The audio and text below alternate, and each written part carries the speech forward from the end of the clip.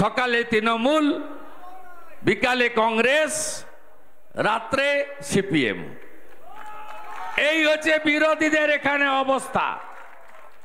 আমি বলি দেশে মোট আসন কত? 543। ভারতীয় জনতা পার্টি এনডিএ লড়ছে কত? 543। জিতে গেছে দুটোতে। আর এই ঠগি পিসির পার্টি, এর পার্টি লড়ছে কটাতে? 45টাতে। পশ্চিমবঙ্গে 42, আসামে 1, মেঘালয়ে 1, অখিলেশ যাদবের সৌজন্যে উত্তরপ্রদেশে 1। 45-এর মধ্যে 5টাও জুটবে না। তাহলে ভোট আপনি কোথায় দেবেন? ভোট দেবেন ধনঞ্জয় ঘোষকে ইভিএম এর 2 নম্বর বোতাম টিপে, যাতে নরেন্দ্র মোদীর 400 আসনের মধ্যে এই জঙ্গিপুরটাও থাকে।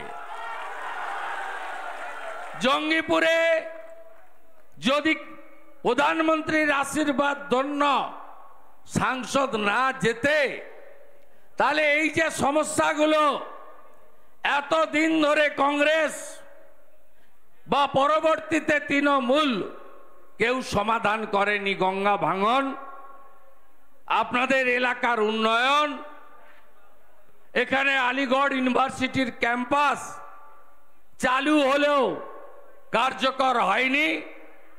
এখানে মিলিটারি রিক্রুটমেন্টের সেন্টার হলেও চালু হয়নি।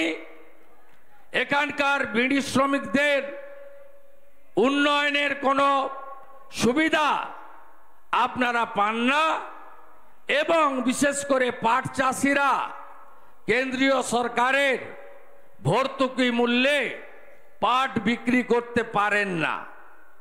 তাই এখানে মোদিজির লোককে প্রার্থী করতে হবে, জিতাতে হবে এমপি হিসাবে, আপনাদের জেতার স্বার্থে। এখানকার যারা তৃণমূলের বড় বড় নেতা আছেন, এই যে গোটা রাজ্য জুড়ে চোর চোর চোর চোর আওয়াজ উঠেছে, আধা মন্ত্রিসভা জেলে গেছে, বাকি আধা মোদিজি তৃতীয়বার প্রধানমন্ত্রী হলে যাবে। মাফলার গেছে, হাওয়াই চটির পালা এবারে। এখানে যারা আছেন, আমি নাম করে বলবো, খড়গ্রামের আশিস মার্জিত, আপনি কি করেছেন জীবন সাহার সঙ্গে আমি জানি। ওই যে পুকুরে মোবাইল ফেলেছিল একজন, প্রাচীর ধরে ঝুলছিল, প্রাচীরে ঝোলা এমএলএ জীবন কৃষ্ণ, যিনি এখন জেলে আছেন আপাতত। তারপরে আরেকটা তো নবগ্রামের কানাই বাবু, তিনি বলেছিলেন আমার মান কেড়ে নিয়েছেন বিরোধী দলনেতা, আমি মানহানি করব। কোথায় ভোকারটা? আমি তো অপেক্ষায় ছিলাম, নোটিশ কবে পাঠাবেন। এই যে জীবন শাহ চাকরিগুলো বেচেছে, আশিস মার্জিত আর কানাই মণ্ডল তার এজেন্ট হিসেবে কাজ করেছে। রঘুনাথগঞ্জের যে হাফ মন্ত্রী, এনামুলের গরু পাচারের কেসে 2 বার সিবিআই অফিস নিজাম প্যালেস থেকে ঘুরে এসেছে। শামশেরগঞ্জের এমএলএ, তিনিও ঘুরে এসেছেন।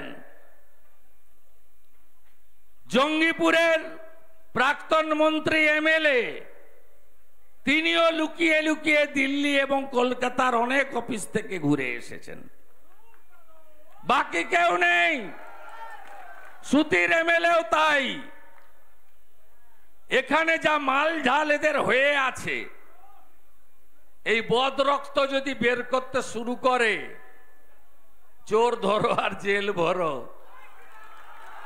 একটাও ঘরে থাকতে পারবে না, সবকে ভিতরে চলে যেতে হবে।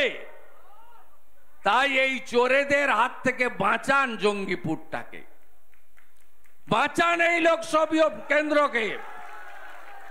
ভারতীয় জনতা পার্টি অনেক চাচা এখানে বসে আছেন, আমি দেখতে পাচ্ছি মুসলিমরা এসছেন, দাঁড়ান না। যারা এসছেন সংখ্যালঘু যারা এসছেন দাঁড়ান না, অনেকে এসছেন।